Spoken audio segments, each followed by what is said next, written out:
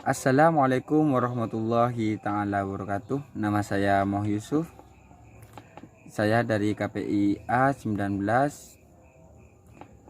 Di sini saya akan memaparkan hasil lesum dari pertemuan kedua hingga yang terakhir untuk memenuhi tugas UAS mata kuliah Filsafat Etika Komunikasi.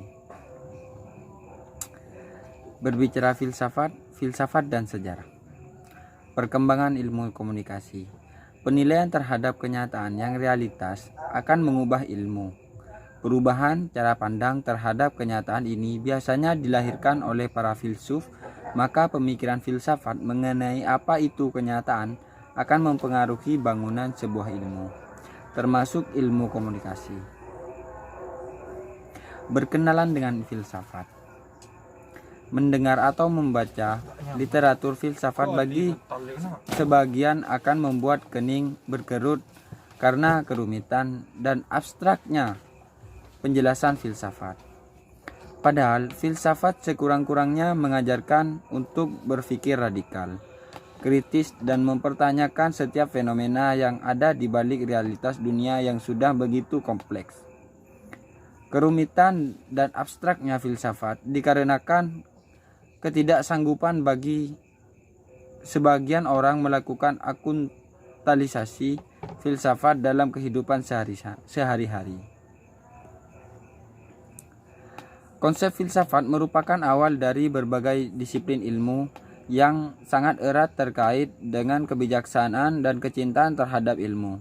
Secara etimologis, kata filsafat berasal dari bahasa Yunani yaitu Philosophia, yang terdiri dari dua suku kata. Philos artinya suka, cinta, mencintai, atau kecenderungan terhadap sesuatu. Sedangkan sophia artinya arif, hikmah, dan kebijaksanaan. Hubungan filsafat dengan ilmu komunikasi. Manusia adalah makhluk yang diciptakan Tuhan dengan akal dan perasaan. Dengan akal dan perasaan ini, manusia lebih unggul dibanding makhluk ciptaan Tuhan lainnya. Karena itu, dalam proses perjalanan sejarah manusia, dengan kemampuan yang dimiliki manusia memanfaatkan panca indera, penglihatan, pendengaran, penciuman, rasa, dan raba, manusia mendapatkan pengalaman dengan alam dan dirinya.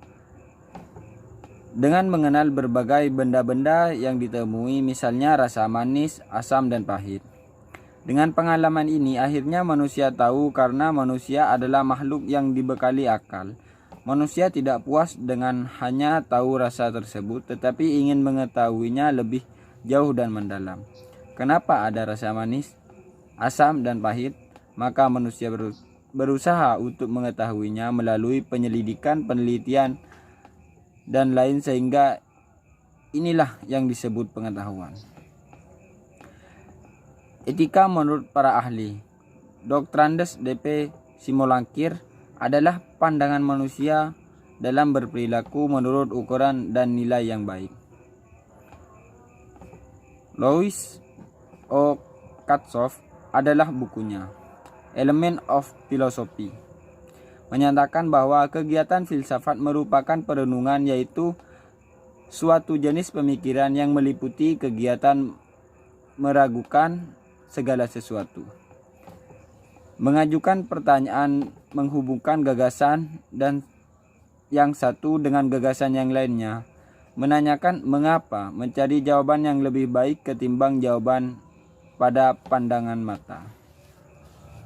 Sejarah aliran strukturalisme Edward Brentford Teachers 1867 sampai 1927. Mengikuti pengikut setia Wilhelm Wundt, pendekatan baru yang dibawa adalah strukturalisme. Sistem dibawa Teacher di Jerman ke Amerika Serikat.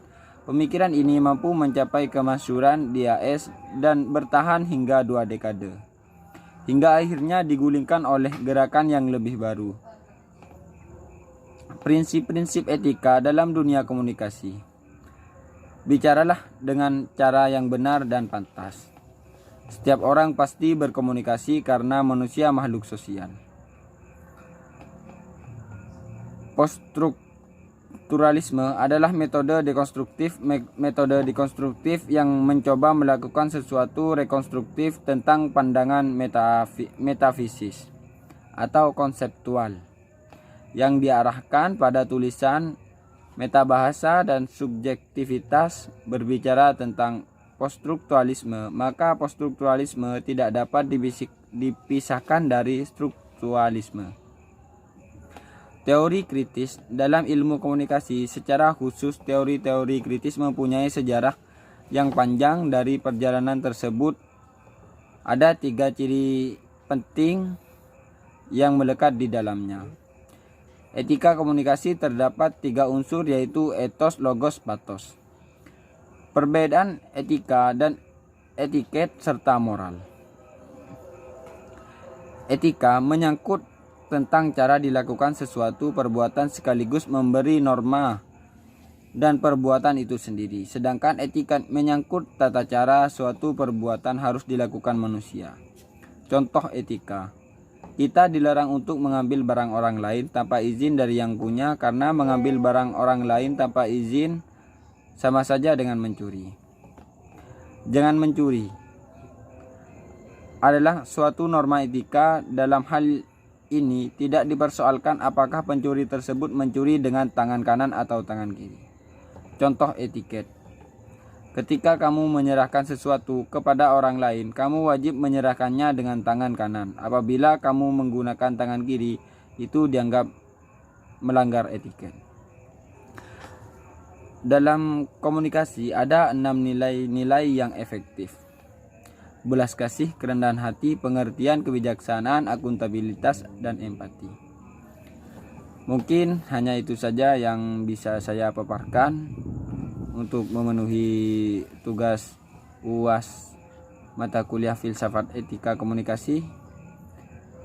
Kurang lebihnya mohon maaf. Wabillahi taufik wal hidayah. Assalamualaikum warahmatullahi taala wabarakatuh.